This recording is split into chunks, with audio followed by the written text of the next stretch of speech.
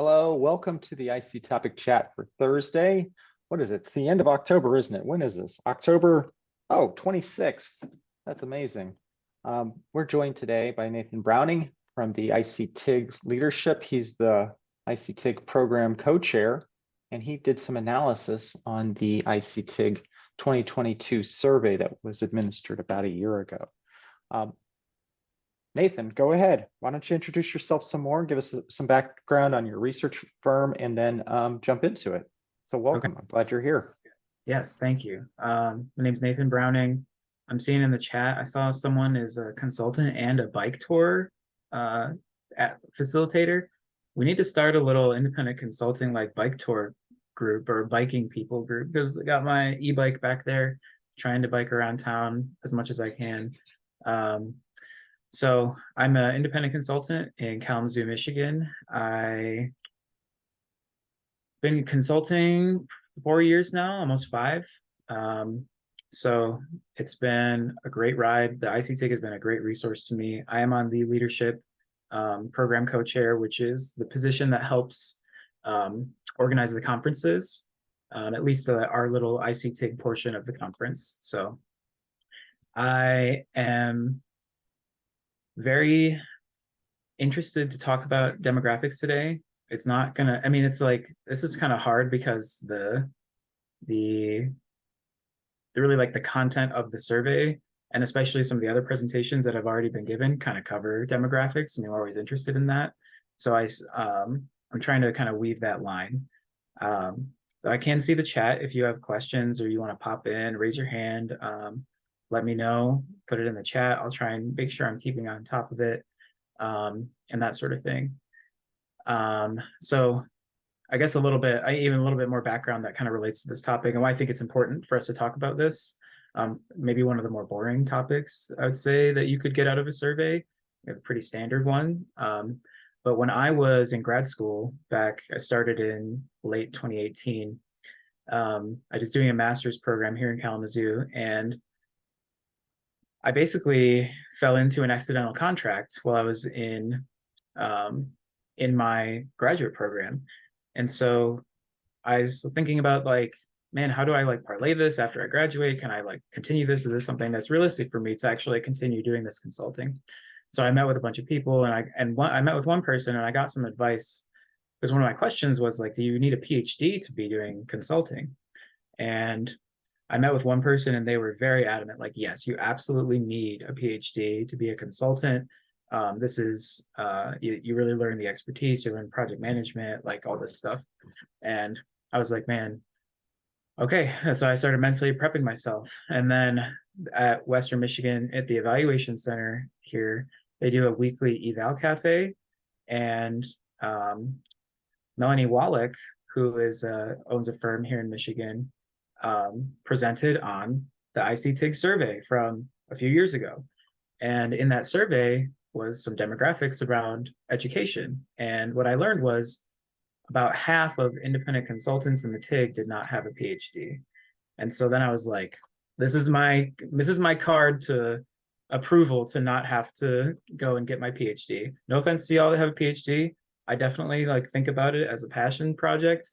But I wanted to go out and get some experience and start working with real people. So not that academia isn't real people. I'm gonna dig myself into a hole. So that's why I think this is important. And so let's get into it. So we are, as the ICTIG, mostly highly educated white women. Obviously not all of us, but 80% at least of the respondents of the survey here, and these are stolen from Matt. So thank you for the legwork. I gotta put that's not APA style. So like I said, I didn't get a PhD. We have 80% of our respondents were women. That's normal for surveys, as a lot of you probably know, but generally think it's pretty representative of our TIG. As I mentioned, you can see down here, doctorate 54%, professional degree and master's, the other component of that. Let me see if I can do the math. 46. Like I said, not a PhD. I'm really struggling on this page. We have some racial diversity in the TIG. It's somewhat closely mapped, I'd say, to the basically national statistics around race, just based off of like my understanding.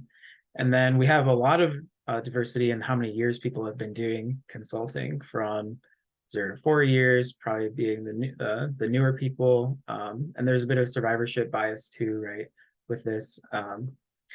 And then there's, I mean, 20% of the respondents have been doing this for 20 years or more, which is very, very impressive.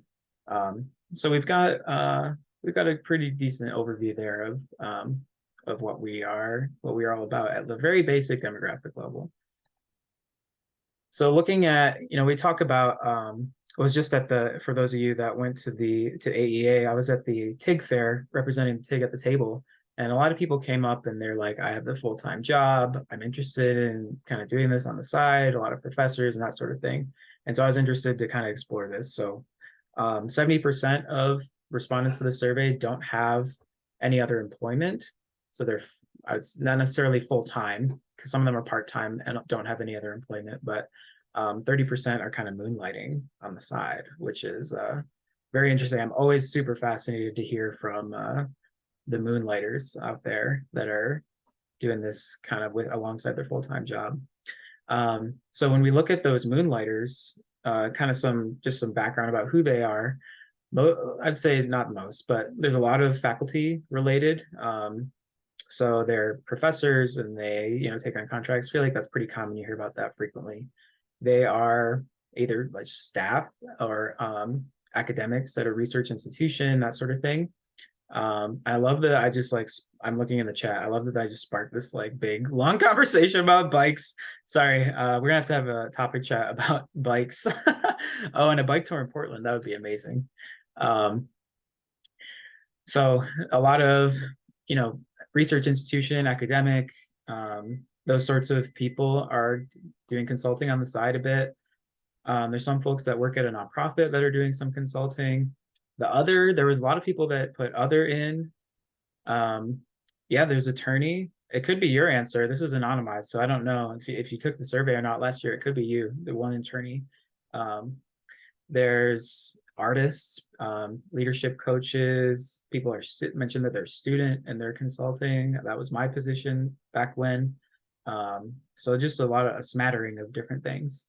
People are working in another private business with a bike tour. There you go. That's you're represented here. Government positions and then private evaluation firms, which interesting. There's a little bit of conflict of interest there maybe, but all in all, it's just we have a pretty fascinating group. I'm surprised at the number of people that are really fully independent. So kind of thinking about what are we actually doing in our practices? We're mostly program evaluators. That is 94% of respondents said that. We are doing training and capacity building, and we're doing program design and planning. So those are all, a majority of respondents said that.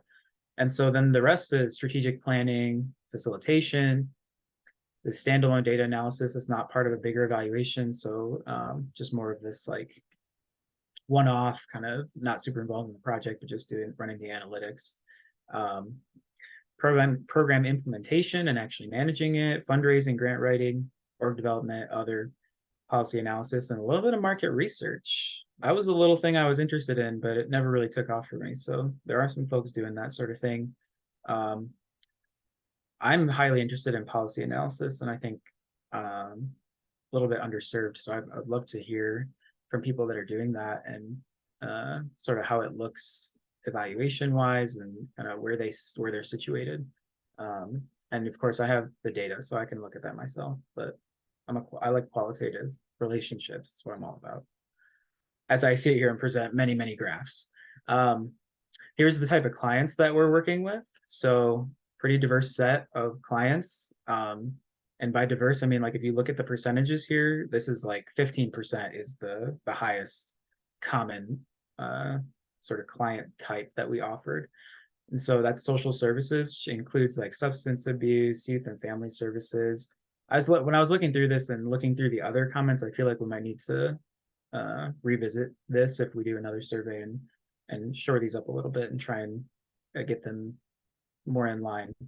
Foundations and grant makers are up there, local, state, national government, post-secondary education, the universities or pre-K-12 education, some in healthcare, community development, and the other here, we get this arts and culture, the advocacy and social change and policy, some faith-based evaluation, just great to see. Grassroots and community-based organizations might fit into that community development piece a little bit. Museum and science centers, we hear a lot of talk about that, so that might be one we could elevate or maybe loop into maybe some of the education components of that too. Other different nonprofits that are out there, professional associations, and indigenous government and organizations. I've had the pleasure of working with a few different indigenous organizations, and it's been a real honor and a lot of fun, honestly, to do that. And then going back to do some work with for-profit businesses too. I have had a couple contracts with for-profit businesses myself. International development, technical vocational education, workforce development, and then environmental. We need more environmental, although I guess the solutions maybe for that don't need a whole lot of evaluation. I think we're pretty set on the science of environment, but so a lot of different clients. We're working in all kinds of sectors. Obviously, social good is a big part of it, but there's a lot of diversity here. And this is some of the most fun. Matt mentioned earlier that through the IC topic chats and so on, that people meet each other, they're working on things together, and so on. This is very true from the survey results too. We're working collaboratively. There's only 17% of consultants actually have employees, so like have a firm that is employing W-2s, but 62% have contracted with other independent consultants. So the majority of us are working with others. I love working with others, especially when they're going out and finding projects, because that's not my strong suit. I'm much better at the work than getting the work. So when you asked a question of people that did employ independent contractors, how many they employed for project-related work. So we asked two components of this question. One was, did you employ for project-related, and did you employ any ICs for business support or business operations? So that's like accountants, maybe like legal, contracting, those sorts of types of support. And so you can see it in our little histogram here. We have like 49. These are raw numbers here. So 49 of our respondents were had a partner that they worked with. So one person that they partnered with. There were several that had 2 to 4 partners, 5 to 7 partners. So there's some like big, and I think there is a trend too of a lot of firms don't necessarily have W-2 employees. They have just a lot of 1099 networks. And so there might be some firms represented here that would say, no, we don't have employees, but we have sort of this network of independent consultants that we tap into somewhat frequently. So there's kind of representing kind of the spectrum of collaboration that we see throughout the TIG. And then if there were independent consultants that had employees over here on the right, they had 4.4 employees on average. So when you get to the point where you're having employees, it's not like 1 or 2 usually. It's 4.4. And I mentioned business operations. So there were 84 independent consultants that use kind of the independent consulting and business support and that sort of thing. But they used a lot of them. So over 150 other independent businesses or consultants were contracted with for general business operations. So y'all are doing your part to support your economy. Nice job. And that's all I have, really. I'm hoping we can talk more about this. This is an interesting kind of intersection of things. So I didn't get into like looking at slicing and dicing by demographics and that sort of thing.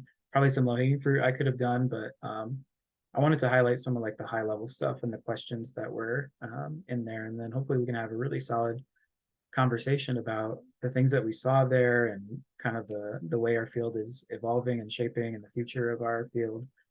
There's definitely more room for more diversity within the consulting field, as we saw from the beginning. So that's what I got. Thank you all for being here and starting off the chat in the chat too. Yep. Thanks a lot, Nathan. Clearly we need a bike tour in Portland, Oregon. I think that was the big finding from the chat anyway.